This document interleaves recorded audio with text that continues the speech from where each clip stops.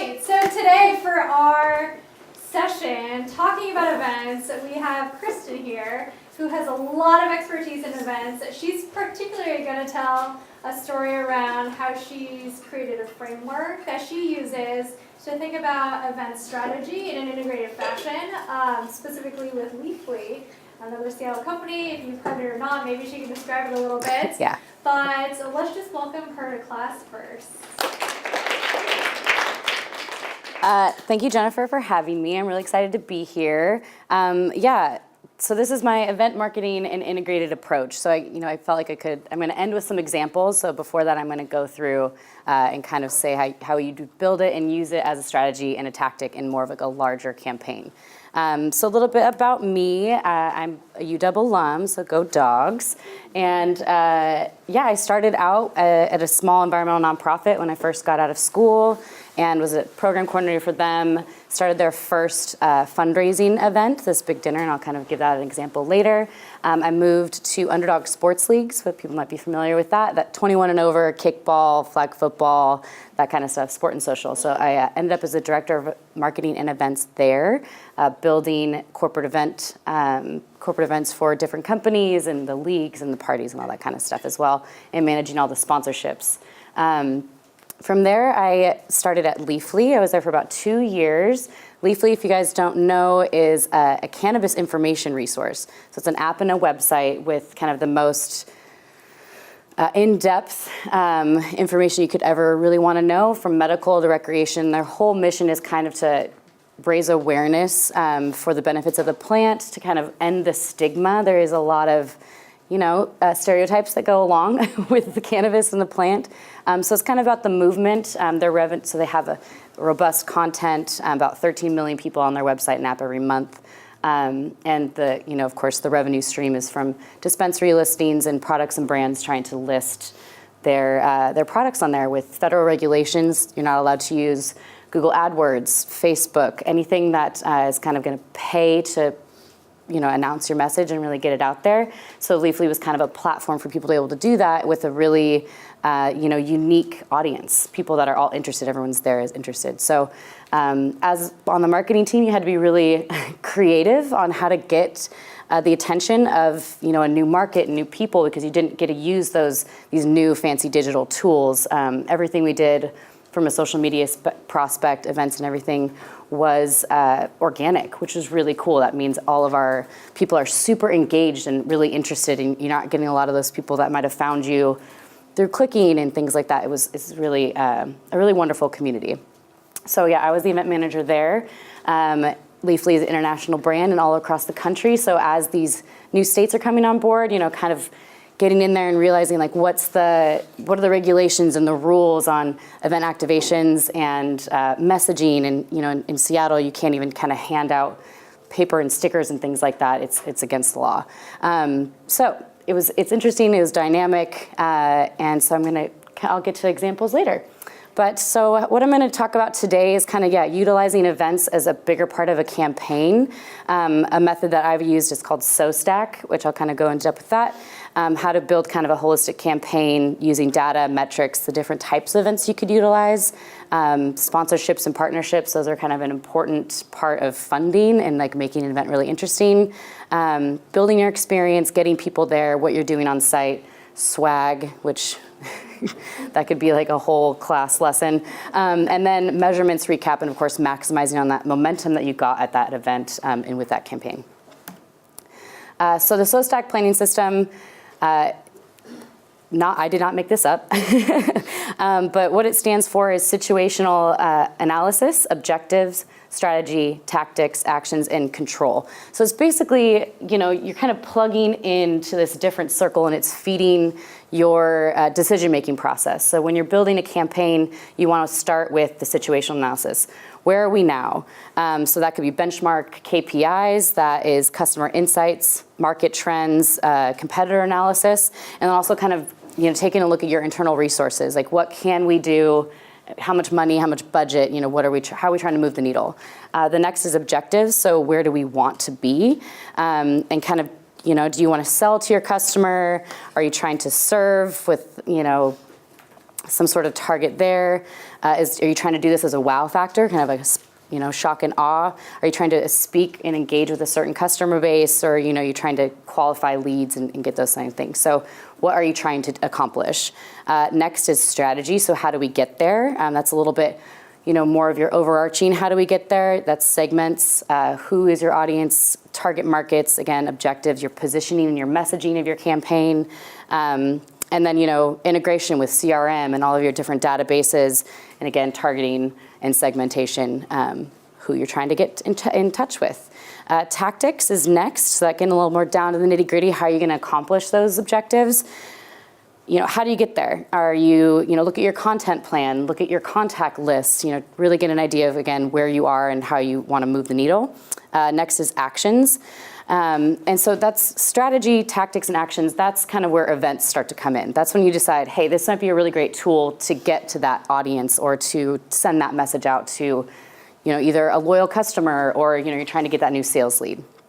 So again, actions, that's kind of down again to the nitty gritty. Who's responsible for what? All your checklists, assigning tasks to your team in different organizations and departments. And then control, how did you do? You check out your KPI, your web analytics, your user reviews, your optimization rates, frequency of reporting, getting all of that kind of under control and figuring out, hey, how did that do? And then you just kind of put it back into that system and keep on planning your campaigns. What did you learn? Was it successful? How would you tweak it? And keep on moving. So yeah, the reason why I'm telling you all about this is because events should be part of a holistic campaign. If you are kind of taking an event and letting it be like the spear of your whole marketing department, it's kind of driving the whole thing forward, like this one event, unless you are, Coachella Music Festival and the event is your business, you want to make sure that you have buy-in from all your different departments, that everyone understands what your goals are, and it's not just kind of out there in isolation. I've been a part of projects where they're like, go throw this event or start this field marketing program. And if you don't really have everybody in the business kind of on board, you're going to end up with these metrics. You're like, so this happened, but what did that feed? What goals were you trying to really get at? And it's just not going to be as successful as you'd want it to be. So yeah, what are your campaign goals? And once you go through that method, you know what those are. Again, using events as a strategy or a tactic. And then what metrics are you going to use to measure success for this event? That's really important. Some people can throw events and they're just like, 100 people came, and so that is successful, which is great. Attendance is definitely a metric you want to measure, but there's more out there. There's different things you can measure, and we'll kind of get to that. Yeah, and again, never operate in isolation. So it should be kind of a holistic campaign with goals and strategies before you even commit to that event idea, and having that thought, that success metric, running through your whole planning process all the way to the very end. Data, metrics, use them. You know your customer and your clients. If you have people interacting with your content in your emails, you know what you're trying to keep track of. What are you trying to get them to do? Are they changing a behavior or wanting them to do more of the same? Or you have a brand new product out and you want them to know about it, you want them to use it. So you know who they are, you know what they're reading, you know what emails they're opening. So use that to kind of decide, all right, this is the kind of event that we want with this sort of message, and that's how we're gonna get people to engage. Some event metrics that you can measure, some of those little harder numbers than the feel good, that party was really rad, which feels great, but that's not exactly a metric. The radness level, it should be. But email collection on site, new sales leads, how many app downloads did you get, product purchases, sponsor revenue is a really big one, social media engagement, website traffic increases, recruitment opportunities, a lot of conferences and things like that. You can utilize that to kind of find new talent.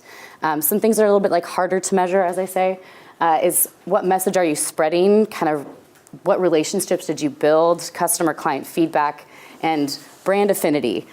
Brand affinity is this word that I feel like people kind of use a lot. We increased our brand affinity. People had a really good time. Therefore, they see our logo and they're going to have that feel-good moment.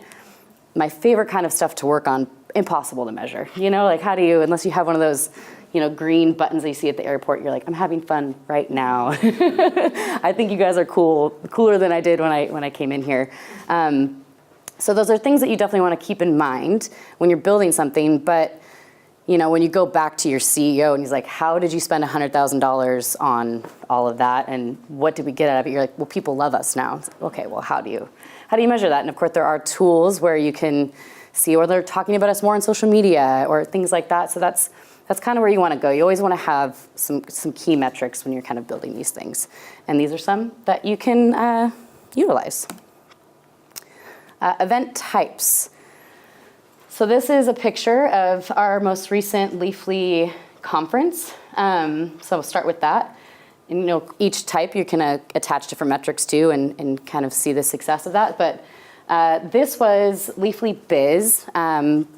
So again, that front end marketing was these 13 million people. It's more content driven to them. But behind the scenes, because they had all of this data, we were able to kind of feed that back into businesses so they can make smarter business decisions. What should they have in inventory? What are people buying? What are people looking at? Kind of they could rate and review, a vape pen versus this different brand of cannabis flower. And so we wanted people to know about Leafly Biz, and that was a whole package of information that we could start to sell and really create better business relationships and have them know that all these resources are there for them. So this is the largest cannabis conference in the world, I believe, definitely in the country. It's in Las Vegas every November. It's called the MJ Biz Cannabis Conference. I call it MJ Biz, so that's why I'm trying to remember the full name. But so that's what we kind of built. We built this experience where everything on the TVs, everything on the iPads, it all kind of had that holistic message. We had metrics that we were trying to nail down with sales leads, and people could kind of shop on those 3 kind of pillar iPads. They could kind of shop for their business solution. They're like, I'm having trouble reaching these people, or I'd like to have more exposure here and in these states, or whatever. And they can kind of shop for a solution. So that's kind of, we kind of made like a business dispensary. You can walk up, what ails you? Let us help you. So that's a conference activation, much more of a B2B standpoint. It's a little bit farther down the list, but we also hosted one of the largest, kind of most exclusive business parties at this event every year as well, called Cannabis Crush. And you have to have a gold coin to get in. Your name has to be on the list, and kind of creating a really great client-customer experience, getting all the right people in the room. And so that's kind of another option when you're looking at kind of B2B marketing. Do I go to a conference, like I have this big footprint, do I want to spend that kind of money? You should probably have a product that's coming out. You should have some really big goals if you're going to spend, this is expensive. So there are other tactics as well. You can go in, you can do these kind of networking events. You can piggyback. We'll get a little bit more into that in a minute. But, take advantage of the different options. Get creative. You don't just have to pop up your 10 by 10 booth and, have a sign-up sheet. You can get creative in B2B marketing. A lot of people think it's not like the most fun and flashy, but I enjoy it because it's definitely a different challenge. You can do a kind of a conference activation that's sales, product launches, rebranding. If you're trying to change who you are and how you're perceived, definitely go to the place where you're going to be seen in the industry and make that change the conversation. And again, recruitment. That's one that people don't really think about when they're thinking about conferences. Then you have kind of your B2C activations. So that's a little bit more like festivals, kind of fun, flashy. You can be building your own programming, or you could, again, piggyback, which we'll get to.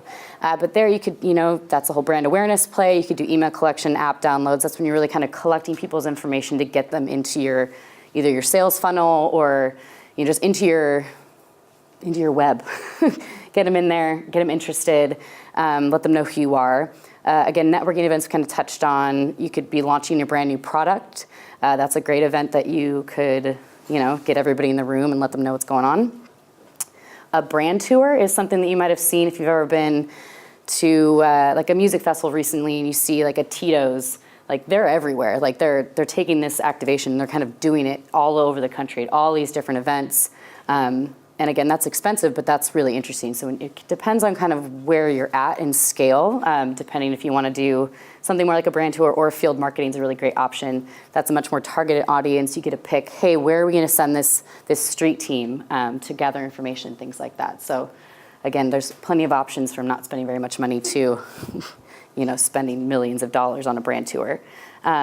If you're more of into a nonprofit situation, fundraisers are really great. I'll give you an example of that later, but that's raising awareness. You can get a lot of press coverage and, of course, funding if it's an auction or something like that. Also kind of schmoozing your clientele for the year if you're have some big funders that you want to impress and let them know what you've accomplished that year. That's a really great way to do it. And then, client customer appreciation. These are always really fun because you're not necessarily trying to go get out new business. You're trying to make your clients happy.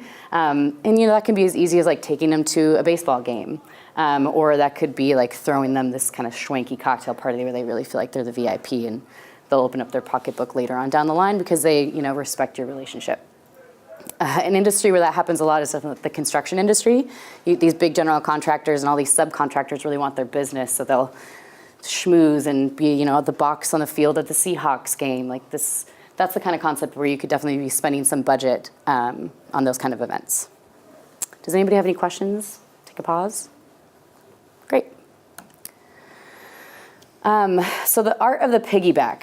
That is important with events for a couple of different reasons. A great way to fund your event. A lot of events on a larger scale won't happen unless they have product partners or sponsors. And also it's a way, on the other hand, it also could be a way for you to piggyback on somebody else's audience. So like, we're gonna have XYZ people here, and you're like, I really wanna get in touch with those people. I'm gonna support your event. It's a lower buy-in, lower risk, lower production, but you get to kind of take advantage of that. And so this slide's actually, Leafly did a comedy tour in 2016. It was 12 different cities, 12 months, 15,000 attendees over the course of the year. And so we did have these different partners that were like, oh, hey, like, this is this kind of interesting mainstream and cannabis and comedy loving, audience that I'd really want to get in touch with. So, you get also these great things for your recaps, these little quotes from people, and that kind of keeps people coming back. You can utilize those in a sales deck later, or just, have a feel-good moment of your own. Like, that really made an impact for somebody's business. But partnership options, you need to be creative. You need to make sure it's impactful, because there's nothing worse than someone giving you their money and expecting to have some sort of measurable results afterwards. And they're like, okay, I spent $5K to put my logo on that tote. Like, how do you measure that? How is anybody going to be happy with that? So you want to make sure that everyone has key expectations off the bat. Everyone knows and understands what the event is, maximizes their footprint on site. Because, countless times if someone has bought in and you can communicate, but they show up on site and they don't have all their stuff, or they don't have their staff, and so they're kind of squandering an opportunity. And so you don't want to be that person, and you also don't want to have that for your client either, because they're not going to walk away happy. So sponsorships are really important when you're kind of funding these things, but they're also kind of tricky. You're dealing with somebody else and their business, and they're going to have a lot of wants, and some people are a little more high maintenance, and some people, they just show up and they're like, hey, I've got these pamphlets, like, where do I put them? And you're like, okay, like, whatever you want to do to take advantage of the opportunity. So when you're building these options, if you're, again, building kind of your own programming, some things that are like pretty basic, this is not an exhaustive list, but you could have booth space on site, logo inclusion kind of on digital screens, or gobo lights, which are those ones that like reflect on the wall. And if anybody doesn't know what gobo is, swag and giveaway editions is really great. You get a door prize, or if you're having some sort of raffle, they can add some value to that and some interesting incentive for people without you having to spend the money on it. Food and drinks, custom menus, like, silly food names that are, named after whoever it is you have coming on board. They could sponsor the music, transportation options. So they're paying for access. So if you have that, that's kind of an interesting way you can get people. Maybe there's a party bus or something like that. Digital elements, so again, like screens, iPads. If there's a slideshow before, our comedy show, you would have a big slideshow kind of telling a story or a video. Speaking opportunities, if you're either letting them address the crowd at the party, or you're throwing a conference, and not. A lot of times you don't want to do pay to play necessarily for a speaking opportunity if you're having like a panel that can kind of really quickly turn into people just giving their pitches. But it is nice if you do throw a VIP party and you have a partner to say, hey, you can have 10 minutes, have the floor, and thank everyone for coming, and let them know who you are and that you're available to come speak with. So that's something you can kind of build in there. And then again, kind of maybe hosting your own VIP party on top of a conference. So it's kind of an option as well. Some digital activations for sponsorships that I really see a lot of impact with is kind of an email list or inclusion, depending on if you have a robust email list, or maybe they, again, have that audience you're trying to get in touch with. Some people sell dedicated emails, which I'm sure you guys have all seen in your inboxes. Some people get a little more creative, and maybe they have a deal like, hey, get 5% off thanks to Lyft for sponsoring this event. So deals and coupons are great, or if you're an app or a business that has mobile notifications, you can kind of sell those push messaging to say, hey, there's a deal going on, or check this out, or kind of getting people involved on the screen surrounding the event. You can kind of build in those experiences as well, and those are really valuable, and again, easier to measure. I have a quick question. Yeah. This was kind of at the beginning, not related to sponsorships, but when you do a comedy tour, how do people find out about it in the first place? Oh, we'll get there. You can't really get it. Or you can get there. Yeah, I can get there. But it's a great question, and sometimes, especially in the cannabis space, it has to deal with partners and sponsors and different production teams, maybe grabbing somebody outside of the space who has an audience that you want to get in contact with. And they're allowed to market? Well, the great thing about Leafly is that they don't sell any cannabis or anything like that, so they're able to jump through a lot of these loopholes where if you were a brand, it's actually selling cannabis, you're not allowed to do those things. Because when you go to Leafly, there's a way you can go find out how to go get that. That's where the federal, the laws are like, no, we're not letting you post anything and, boost a post or anything like that. But when it comes to actually being on site, we're just information. It's just an app. We're not trying to sell anybody anything. So we did get to jump through a lot more hoops than other folks, which was great. But I have a great example of the comedy show and getting people there. I have a whole slide on getting people there. I have another question too. Yeah. On sponsorships, when you're talking about partners, how many partners do you normally bring together for an event? That's a great question. If you're doing a VIP party, you probably want to keep it a little, more high end of an experience and have less partners and probably a bigger buy-in. Because usually you're going to have more valuable clientele there. So that would be one or two people. And you also don't want to get it cluttered. If you've ever been to an event where there's just one of those backsplashes with 50 logos on it, you're like, this is an eyesore. I don't even enjoy this. So making it feel a little bit more high end. Something for the comedy show, or later I'm going to talk to you guys about the Leafly Highway Tour. We'd have 5 or 6 sponsors, or attempt to sell in 5 or 6 sponsors for each event. So, great question. It does, again, going back to kind of quality over quantity when you're building the package, and also how many partners you're getting in. You want them to come in and add to the experience, not feel like people are getting sold to all the time. You want to make it integrated. Activities are really fun. Photo booths are wonderful. That's why the food and the music, if that's brought to you by somebody, that's adding something to your event instead of kind of taking something away where they're all like, ugh, these people are in my face and I don't like it, because no one likes that. But yeah, so sponsorship's very key. Yeah, so once you you have an idea of what you're trying to accomplish, you get your partners and your sponsors on board. Next, you build the experience. And this is all kind of behind the scenes. This is what happens before you open the door and have people walk in. So, what is going on site again? What are your goals? And this is the really fun part. And this is also can be the very expensive part. Kind of what are the bells and whistles? What are the wow factors? We had a party where the Jabberwockies popped in and did a dance in the middle. There's really fun things you could do.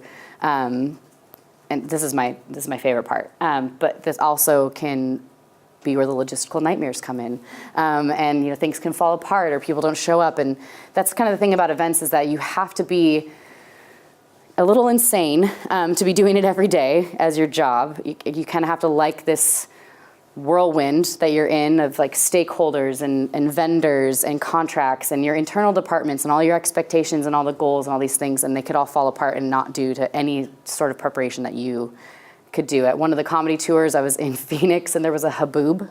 Anybody know what that is? It is a sandstorm meets a thunder lightning storm together. And how are you? And then the roof leaks on your sponsor, and not a lot of people showed up to the event because of an actual natural disaster. So there's things that can happen that are completely outside of your control. But before you get to those points, you want to make sure that your project management is on point. That is, events is on my resume all over the place, but what it really is being a really great project and program manager. So communication is major. Being really clear of expectations of your sponsors, of your vendors, of your on-site staff. Like, everyone needs to be on board. And what I would suggest is some tools that I've used are Basecamp, Trello, Confluence, having a location where everybody internally can come and see what's going on. Don't hide that contract, don't have your own personal Excel spreadsheet, or you do if you need to, but have a place where everyone involved can kind of come and figure out, hey, what's going on here? Did that thing get done? What is my responsibility in this? That's a really great way to build a great event that's going to execute properly. If you're kind of trying to have it all on your own shoulders and you have your notes on a paper napkin, that's just it's not going to execute well. So communicating is really key. I love having a kickoff meeting. Again, that probably should be happening as you're building the campaign, but really understanding okay, this is the event, this is the day, these are the responsibilities of everybody involved, this is what we're going for, and just really getting everybody on board is important. I already kind of talked about the tools. Key communication points, again, your staff on site, your vendors on site, your sponsors. And my favorite document of all time is the run of show, which is you send it out to everybody a week or two ahead of time, you get on the phone and call them and walk through it together, and this is where you need to be, this is when you need to be there, this is what you need to have, and just really detailed documentation, so when something does go wrong, you can point to it and be like, somebody here dropped the ball. But that being said, if you're an event manager, it's always your fault. So just accept it with grace and keep moving on and try and make it better.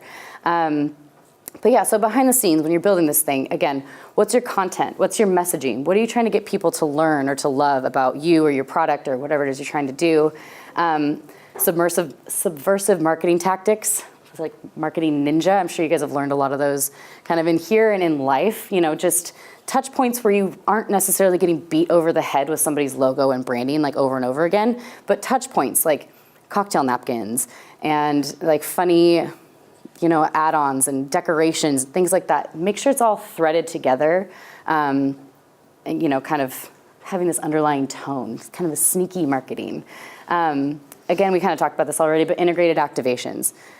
Make sure it makes sense. It could be kind of easy for a first-time event to get stuck in those details and to not really think about the activation of their sponsors and what the flow and the vibe of when people are entering in and what's their experience. You have to kind of imagine the experience before it happens. So anything that you have digital experiences on site, so if you have a tablet or an iPad that you're using to collect information, make sure it also kind of reflects, make sure it still has a thread. So it mirrors the experience that you're going to have on your website or on your social media or kind of whatever you're doing. Make sure it all kind of flows together. Vibe and flow. That's kind of what I was trying to talk about. You have to kind of envision these things before they happen. Otherwise, it could create a bottleneck. We'll get to kind of check in later and kind of first experiences on site, but you have to think about all these things ahead of time and make sure that your logistics are really on point. That's what the major part of my job always is kind of logistics. And then very key element is your on-site staff. Who's working this event with you? Making sure that they have the proper training. So if you just hired some brand ambassadors from an agency or organization, sitting down and making sure they really understand what your messaging is. Make sure they have the correct outfits on. At the last conference at Leafly, one of the sales guys shows up in pineapple shorts. And I was like, hip, trendy, go back to your room. go get some different clothes on. So just making sure everyone understands they are also, again, a reflection of you and your business and what you guys are trying to communicate on site. This is an example of the driver and the tour coordinator of the Leafly Highway Tour, which I'll talk about a little bit later. But we hooked them up with just bags of shirts and different Leafly swag so that they were representing the brand whenever they were on site somewhere. Again, messaging and then making sure they understand. Some people, I've seen brand ambassadors kind of wandering around on site at an event and they're in some uniform or a logo t-shirt, but they aren't really doing anything. And sometimes it's just a matter of miscommunication. They didn't understand what their goals were. Make sure that if you have somebody on site, you're I need you to have a goal of 25 new email addresses every hour, whatever it is you're trying to do. Again, if you're trying to train your sales guys at your conference, setting quotas for people, that keeps them busy, that keeps them understanding, this is what I'm doing on site. Because a lot of people come to an event and they're I'm at the event. we're partying, we're dancing, like this is cool, like step away from the bar, sir. So you want to be, cognizant of behavior of your staff. It is important. They can make it fall apart, reflect really poorly on you. So it's important, again, to that idea of the kickoff meeting, that training. It's important even for people that have been doing the event for like 10 years to have a nice little refresher. Getting the right people there. So this is kind of where like all of your guys' classes before this have kind of like built on these sort of things: SEO, splash pages, digital marketing, ads. You kind of runs the gamut on anything that you can kind of think of. If you think build it and they will come, this is not Field of Dreams. You really have to get people there. They have to know about what's going on. Otherwise, my worst fear is walking into an event and being the only one there. It's only happened to me like once really badly. And I was like, oh, never again, never again. It was in LA though. It's really hard to tell people are ever gonna come to anything in LA. But yeah, so you should kind of already have a target audience in mind, and of course, you know what the event is, you know who wants to be there, you know what your goals are. So you need to make sure like, all right, let's get the right people in the door. So again, making sure you have a great email campaign, being early, telling people about it, really ramping it up, using your social media campaigns. Again, this should be part of a larger conversation. So starting to like announce things is really fun, being like, tune in next Friday to find out like who the band's gonna be at the Amazon holiday party. So just getting people like kind of ramped up and excited, and you can utilize I didn't actually write this down, but different platforms. So you could use kind of a free platform for RSVPs, Eventbrite, e-ticket. There's like a ton of different things you can do, and that will automatically set up a reminder email and kind of things like that. Or if you kind of operate your own CRM, you can kind of do that and build those things as well. And then really quickly, I'm sure you guys talked about hashtags in here, but when it comes to an event, everyone kind of thinks like, ooh, we should have a unique event hashtag. And I think it really comes down to where you are in your business. If you're Pepsi, go ahead, have a unique event hashtag. But for Leafly, what we decided to do, instead of kind of having these like fun cannabis puns hashtags, we just stuck with Leafly, because you're a growing brand.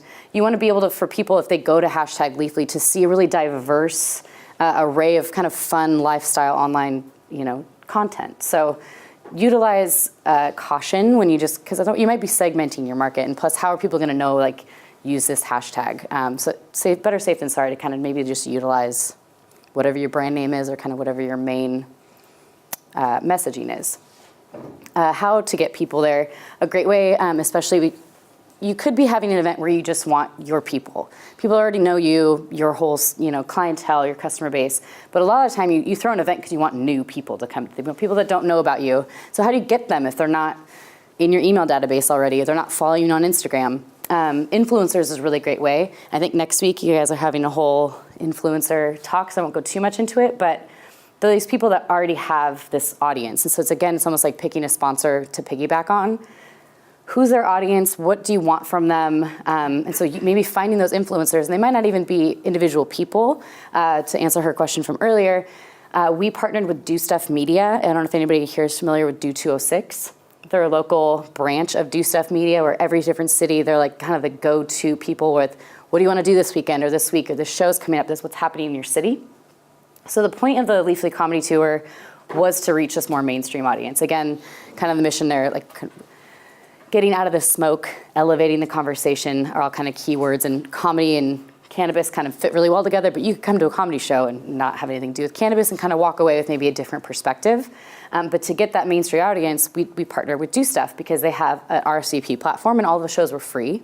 Same RSVP platform, and they already have an audience of people that are looking for things to do. So we're like, hey, we'll have a free event, we'll utilize that, and then we were able to mine all of those emails.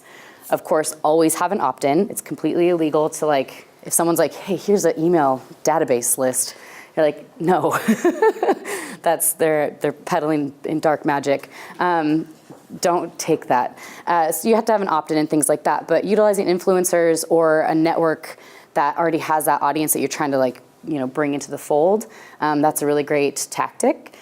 Press and PR is also really important. Sending out a press release. If you don't have a PR team, it's fairly easy to kind of reach out to your lifestyle brand or business, kind of depends on what you're trying to accomplish. And then, of course, inviting media to your event. As I was walking in, kind of having a journalist be a panelist, that's great, a really organic way for someone to cover your story because they have some interest in it or they're involved. So get the people that you want to cover the event and be amplifiers for your event or kind of whatever you have going on. If it's more B2B, sales is huge. Depending on the kind of sophistication of your marketing and sales kind of integration, a lot of people use Salesforce, so you can kind of build a campaign inside Salesforce before you even invite these people, dump them all into the campaign, and then you can track them from invite to deal close. Or you can say, there was no deals closed on this campaign, and therefore we should never do this again.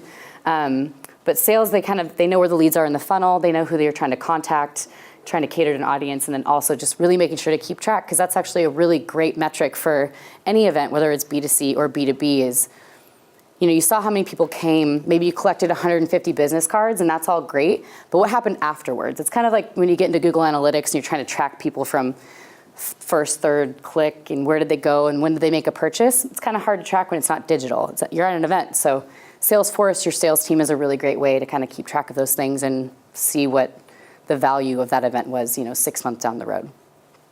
And then also, who's involved with your event? If there's sponsors or vendors or your DJ, get them to kind of like promote and get people to come, and that's a really great way to do it too. And I'm sure there's more tactics than that, but. Question.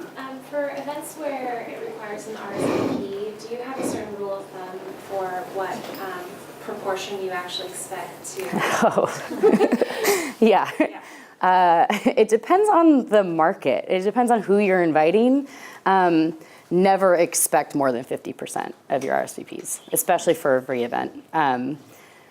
Sometimes it's like that event in LA, and I was like, I'm expecting a third. And there was 4,000 people that RSVP'd to that, and only 75 people came. Yeah. Do you know what happened? It's LA. Like, what's to say? It was a free event. It was an industry event. It was an education series we were doing with bud tenders. So not to elevate just people's experiences on our platform, but also to educate this brand new workforce. It's like bartenders that have never bartended before. You have bud tenders that are coming in here and being like, yeah, that'll do you good. And this is little old lady with 100 milligram cookie, and you're like, no, that's gonna be terrible for her. So it was an education series. So it was targeted at LA bud tenders. We wanted people to come and, be better at your craft. But it's also kind of telling the cool kids that they may not know everything that they're talking about. So I feel like maybe it was a messaging disconnect. Everyone that did come, there was only actually 3 actual bud tenders. So it's people that were interested in getting into the industry. So I took that information and I changed the program. To be like, are you interested in getting in industry? Well, we become almost like job training, and partnered with Vank's Career, just Vank's actually. They're a cannabis placement firm. So they go in and they are getting people to find jobs, and so partnering with them in all their career fairs, and that was a much better way. And it was a pilot program. So you learn those things, and you're like, that was terrible. And my brand new boss was there, and my new employee it was just not a shiny moment for me. But we learned a lot, and we changed something and became more successful after that. So that's really important. But again, know your audience. Yeah. So along those lines, do you find that charging even a nominal amount increases the actual attendance? Yeah. So for the comedy tour, it was free, but we got these really big names, and that was the pull. TJ Miller, Natasha Leggero, these kind of big up-and-coming comedians, and that they pulled their own crowd. So we didn't have to worry about it then. But then the next year, we had a pop-up show on 420, which is a professional moment in my life you had to worry about. April was a really busy month. We had 3 pop-up shows, and tickets were $4.20, and they all went back to a cause. But that gets more people in the door. They were smaller venues, and they all sold out. But yeah, that's a really great point. Even 99 cents, people are like, I spent that $1. I'm going to go to that thing. So have you ever had the opposite happen, where you're expecting this size of a crowd and it was just unmanageable? Yes. The first show with TJ Miller at the Crocodile, the police officer said they've never had a line that long. It was 4 blocks around, and not everybody got in. And what's cool about that is we ended up couponing at the end. We're like, oh, you didn't make it to this show, but like here's a deal with one of our partners. So that taking those moments, but that creates FOMO, which I'll get to. That is a very, very strong tool to have in your quiver as an event manager. Yeah. I was just wondering, when you're planning various events of like various size and whatnot, and like involvement levels, how do you create your timelines? Or how do you know how much time you need to dedicate? Yeah, that's a great question. Sometimes timelines are thrust upon you. They're like, our product launches now and hurry up. And sometimes you can put a little more thought into it and give yourself a couple of months. In the cannabis space, it seems like our runway was always really short. You're trying to like take off a really heavy plane on a really short runway. But we made it. And so that's a really great question. I think when you're talking about like, again, using Upstream Music Festival for an example, you need a year to plan something like that. If you're just doing kind of a cocktail party, I usually send out an invitation like maybe 3 weeks in advance. And kind of thinking, how you function or how your audience might function as far as planning goes. If it's a bunch of moms, you can bet that they're gonna know what they're doing in the next 3 weeks. If it's a bunch of college students, like maybe not giving them a lot of the information until closer to the date, because no one might not be making plans that far ahead in their lives. Any other questions? Yeah. In the event that you said was at the Crocodile, what do you think you did that sort of like drew such a large crowd? I think that the D206 is one of the really strong metros for Do Stuff Media. They have a lot of really engaged audience. Also Leafly's backyard. Leafly's in Pioneer Square, so it's kind of a lot of like friends and family. I think were there too. And the artist, TJ Miller, when we booked him, he wasn't as big, and then all of a sudden Silicon Valley happened, and it was just like, poof. So it was him doing a free show. What's interesting is when you're kind of dealing with talent, they don't necessarily want to do a free show, but it's hard because when you pay somebody to come and deliver your message for you, they might not really care, especially comedians. They're there to make fun of you. Like saying Leafly wrong. Dasha Leggero got on the phone and called a dispensary and was like, did something, and of course, like the person on the phone, yelled out like our largest competitor's name instead of Leafly. So there's like all these kind of like, there could be a little bit of a miss when you hire somebody of like a really high caliber or visual person in the social media field or whatever, an influencer. You're kind of like giving them a little bit of creative license to represent your brand, but not be a part of it at the same time. So there could be some tricky things to navigate when it comes to that. But yeah, getting someone famous will definitely get people to your party, for sure. Okay, so moving on down the line, we know what's going on, we know what we're doing, we got all the people there, there's the buzz, it's D-Day, it's time to go. Let's do this thing. It's time to party. So the activation build out. It's all in the logistics, like I said before. So having that run of show, making sure everyone's going to be on time, making sure you're early, always early. Always have an emergency preparedness kit with like zip ties, Band-Aids, scissors, Sharpies. Like I would literally have this little kit that I'd kind of bring with me everywhere.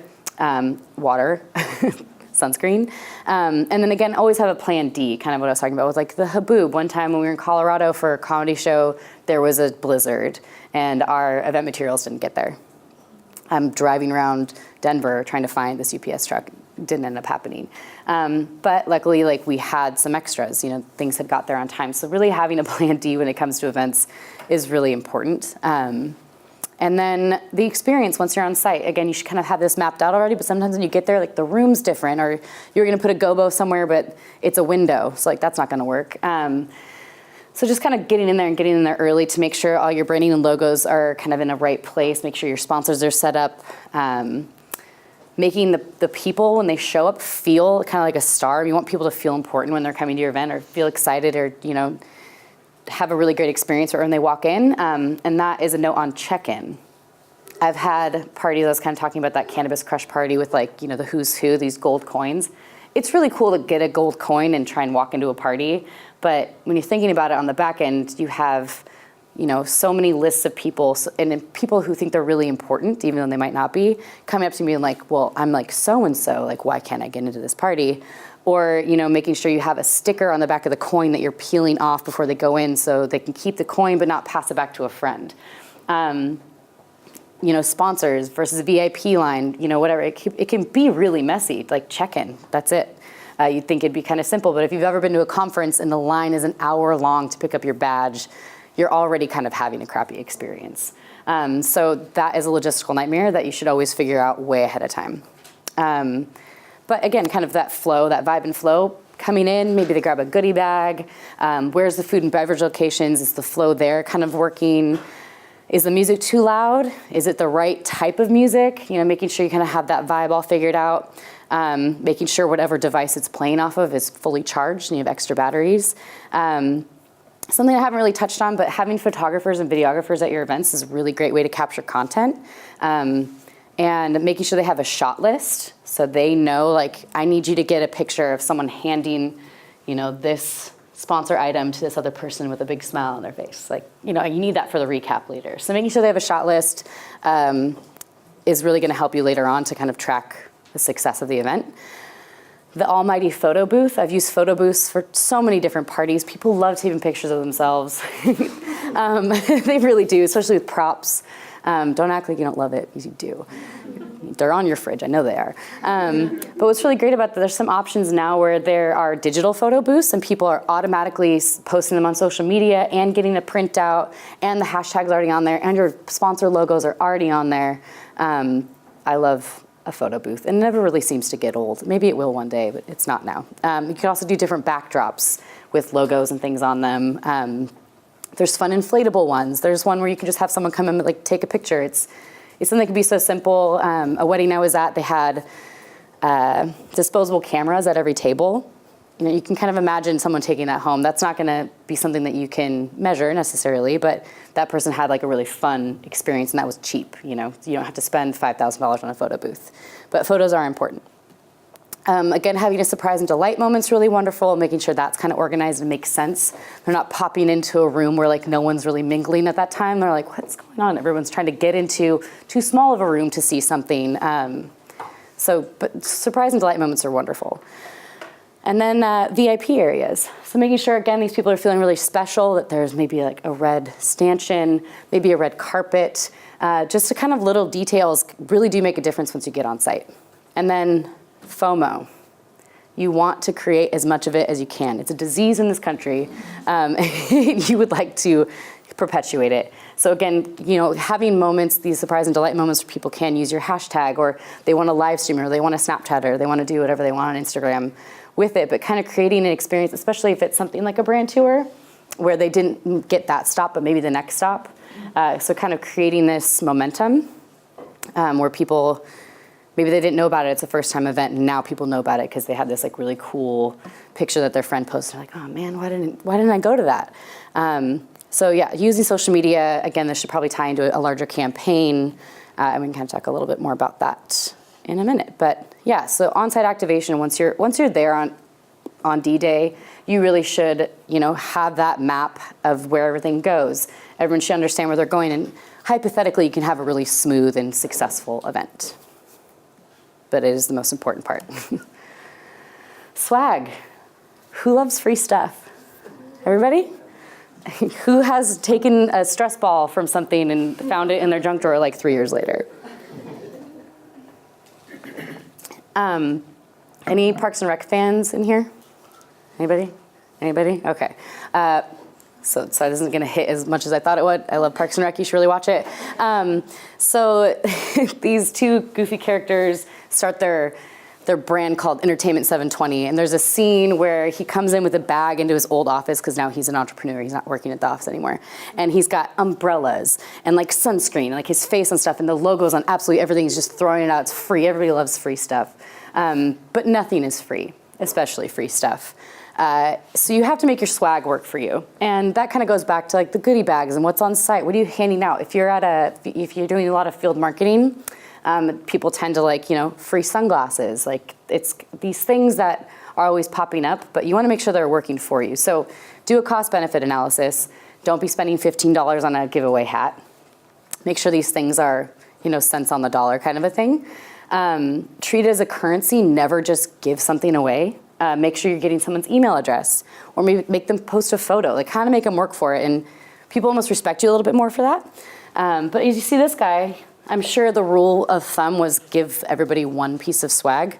This guy has 4. No one's ever gonna just take one piece of swag. I was at a conference one time and I had a little fishbowl full of these lanyards, and I watched this woman take the whole thing, dump it in her bag, and walk away. And I was like, enjoy. Free advertising. I hope you give those away to like your staff or whoever. So make it work for you. So Leafly, we really like these lanyards because all bud tenders have to have credentials. So you know that we're gonna wear it to work every day. It's not a shirt that you have to wash. It's not a hat that maybe doesn't fit.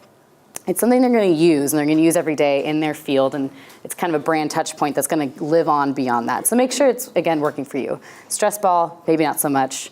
Pens are great at business conferences. Notepads, totes are great. Everybody loves a free grocery tote, but how many of those have you seen? So kind of get creative, make sure it's not too expensive, but also, yeah, make sure people are loving it. Those are also little pins people put on their backpacks, on their hats. They're kind of like little strain tiles, so people kind of collect them, which is great. Because it is free advertising, which is awesome, but it's not free, you paid for it. So make sure it's working for you. One really great example, when I was at Underdog Sports Leagues, does anybody play Underdog Sports? Great. You're a fun guy, I can tell. So as a part of your fee to play on the team, everybody gets a t-shirt every season that you play. So people have stacks of these t-shirts. But it was a very thought out plan to make that happen because it's a business that's in Seattle and Portland. You want to put these shirts on these people that are playing in your leagues because they're going to be running around Green Lake in them. They're going to be playing soccer. They're going to go to the gym. Like I see them all over the place. But you see them in places where people are being active and they're advertising your brand. Or it's also their team uniform. So they have to have it on site. So every picture that you're taking at the league, people are wearing your uniform. So that's an example of like a really smart way. Yes, the t-shirt might cost $5 to $7, but you're making that back by kind of just spreading your shirt billboard kind of all around the city. Really no other examples of anybody have any really great swag examples they love, like a water bottle that they use all the time? Beer koozies, yes. Hand sanitizer. Yeah, good one. Chapstick. Yep. The We had, portable chargers. oh But man. they're so expensive, but I use my red pin one or dollar one all the time, and I've had it for years. I had a little portable speaker one time, which I thought was really cool. It worked out really well. Any other examples? Keychains. Keychains are good. Yeah, so you get the idea. Something a little kitschy, something a little, and also you can create something for your VIPs, like only they're getting this a little bit more expensive item, like a gold pen or, something that makes them feel a little bit special, but they're going to continue to use it. Maybe they'll sign a contract with it and, Leafly is like on the, just little touch points. But I have just seen a lot of businesses like this Entertainment 720 that is just like flying, like, what are you doing? my boss, Sean, my Underdog boss, he was like, think about every time you hand someone a piece of swag, just imagine it as the money that it costs. You're just handing out dollar bills. So just make sure, again, repeat myself 4 times, but make sure it works for you. So now, you had the event, let's say nothing went wrong. It was a smashing success. Everybody had a great time. You sold $1 million worth of stuff. Now's the time where you are measuring things, making recaps, and also building on that momentum. So going back to SoStack, kind of plugging all that stuff in, making sure your method was working, gather all your inputs, so that's attendance, what your on-site feedback was, web traffic, app downloads. You guys can kind of read through that. What's your press and media coverage? Those are really great little excerpts you can pull out and put in a recap deck, covered by Seattle Weekly, or, kind of give yourself a little bit of credit, not credit, but clout, someone covered this was cool. Sales maids, again, photos and videos, tracking those sales leads is really important. And then creating an event recap and doing it kind of quickly. So this is just like one title page of the recap deck from the comedy tour. 12 cities, 20 comedians, 12 iconic venues, 15,000 attendees, 78 million digital impressions. These numbers that make it feel like, oh man, this sponsor's gonna get this recap deck back. It looks beautiful. It's got all the information on there. They're not gonna call and yell at you, hopefully. So you have an internal recap, and that's really important because that's when you write down what did go wrong and what went really right. You wanna have a paper trail of those sorts of things, especially if you're planning on doing these events again. external recaps or sponsor recaps, social media posts, a thank you email that goes out with a link to the photo album. Photo albums you can put on social media. Those are all great ways, again, to kind of continue that FOMO, get momentum going. If you have another event in a series, making sure that's like, thank you for coming to this one, and then here's the next one. So making sure you're feeding some information. It's not just a dead end email. Give them something to do. Give them a deal. Say thank you. Here's $5 off your next purchase. Kind of utilizing the thank yous as a way to still encourage that behavior that you were trying to get at in the first place. And then have a wrap-up meeting, just as important as a kickoff meeting. Debrief, how'd it go? Take notes, and then move on. Decide, hey, what's next? Do we keep doing this? Do we change it? Did no one show up? Those sorts of things. So I'm going to end with a couple of examples of kind of one, cause marketing, and then also kind of maximizing your momentum. So back in fall 2016, if you guys recall, there was cannabis on the ballot in 9 different states in either medical or recreational, vein. And again, Leafly is this information resource. So we wanted to be the most trusted information resource. So we built a campaign called Leafly Vote. The goals were increase website traffic and content trust. Again, kind of hard to measure, but something that we were trying to do. Support local organizations that had been fighting for these causes, increase voter engagement, and then also kind of go viral with these social media stories that we were telling. So what was important with this is we didn't want to sell anybody anything. We didn't try to say, hey, you should vote yes for any of these things. We want people to be engaged and informed voters. So as an information resource, come to us to read about what this is and make the decision on your own. A lot of register to vote links, that kind of thing. You just want to increase engagement. But the social media campaign, we used hashtag what's your reason. So they highlighted some kind of, tugging at your heartstrings. A mom with a child that had really bad epilepsy and CBD was really beneficial in stopping the episodes. And this, the child was able to live a much better life. So her telling her story, a law enforcement officer that was part of LEAP, which is law enforcement against prohibition, telling their story about kind of the impact of incarceration rates and targeting minorities and all these different things. That was their reason why they wanted to support the cannabis movement. A farmer, you get the idea. So these kind of bigger stories that we kind of put out there and then encourage people to respond. What's your reason? Why do you support the cannabis movement? Why do you want to vote? Why? Just starting a conversation. And I think it was really important to put faces to the movement.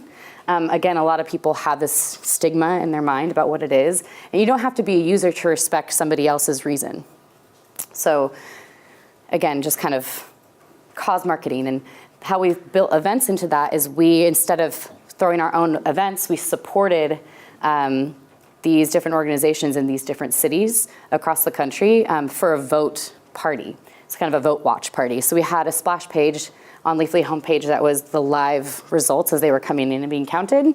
And then, we were on site with all of these people to either celebrate, or actually it was 8 states out of the 9 passed. And so it was an exciting night for the movement and celebrating those people that worked so hard. So this is an example of marketing where you're not necessarily trying to hit a bottom line. You're trying to increase a message, increase engagement, trust, these sorts of things. And it worked really well. It was a great campaign. Also, that was the first time that Pandora allowed cannabis-related paid advertising because it was for a cause. It wasn't because, we were trying to, again, sell cannabis. So how did you measure your success since it was information? 8 out of 9 states passed. We'd like to take all the credit for that. But there are some digital marketing tools where they're called listening tools. People don't even have to use a hashtag or tag your photo, and you can see that they're talking about your brand or your message. So there's really creepy social media listening tools where you can actually see increases in engagement and conversation. So we're able to measure it that way. And also it wasn't necessarily something that we were again, that hit a bottom line. So a little bit more of cause marketing, awareness. Again, these things are a little bit harder to measure, but we knew this is gonna make an impact. Even if it's hard to measure. Sometimes you have to make those decisions. We wanna do this event or we wanna have this campaign, and it might not hit a bottom line, but it is going to change someone's opinion of Leafly or get out to a different audience, or so you have to make those decisions along the way. But then an example of kind of maximizing momentum, that summer we got our hands on a 68 Airstream, pictured here. And we kind of, again, maximized on the momentum. So we took that Leafly Vote campaign and we went on a victory lap. So Washington, Oregon, California, Nevada, and Arizona, we took this thing on the road. And that's an example of a brand tour. So instead of just kind of going to every single festival or community event where, the comedy tour was really trying to build mainstream folks and get more people in our database of different demographics, this was more celebrating the people that have been a part of the movement or built the movement. And cannabis lovers all around the country for whatever their reason was. So we instead stopped at dispensaries because that was what builds the revenue stream at Leafly, this marketing dollars. And we just launched our products and brand pages as well, where people can list more specific brands a little bit. Think about Amazon.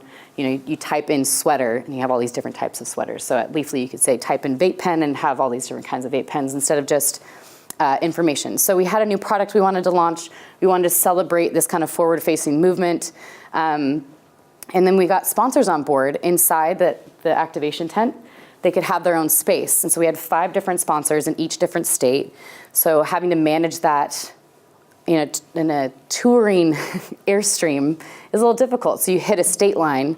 You have to get rid of all of those marketing materials and all of that stuff. You have to make sure your staff knows who your new sponsors are, make sure the sponsors know where they need to be. So we did 50 events in 3 months, in 5 different states. So it was hefty, it was kind of expensive, but it went out there and you could really measure these things. So whereas Leafly Vote, not a whole lot of hard metrics. Highway Tour, we're this many people visited these product pages, they left this many reviews, this many people walked into that dispensary. We would kind of host deals where if that product partner was on the bus with us that day, you could get $5 off or something like that. So you could track inventory and revenue for the store that day. Is there an increase in sales? And so there was a lot more going into that and a lot more things to measure. So that's kind of something to keep in mind when you're kind of doing a brand tour. And it's a little more grassroots as well. So that was a really great example of kind of capitalizing on momentum. We kind of talked about fundraisers, so I'm going to skip that because I feel like I'm going a little bit over. But again, kind of a great thing to do is Feast on the Farm is something that I created when I was at Stewardship Partners. Again, kind of getting everybody together, supporting the program, supporting the donors and the funders, and celebrating the participants. I want to end on one example that I had actually nothing to do with, but I think is a really great example of kind of customer appreciation. JanSport did these things called bonfire sessions. And they, if you were following them on social media or email, that's how you got the invite. And it was secret, and you found out 24 hours ahead of time. Everyone met at this location. When they did it in Seattle, you met at the ferry terminal. They took you to Vashon Island. Everyone gets a backpack. Everyone gets swag. They took you to a bonfire. There was music. Everyone's having a great time. So you get your customers, you bring them on board, you show them a great time, you get this video footage, you get photographers. This is a picture that I pulled off their website. And so you really maximize your event. You kind of have all these things, and the person that's there just like, this was really cool, and so they tell their friends about it, and then they're gonna wanna join the social media movement or get on that email list so they can go to the next party. So yeah, that's a good example of a customer appreciation event where you have so many different layers underneath it, and you are maximizing your spend and your efforts. That's it. Thank you.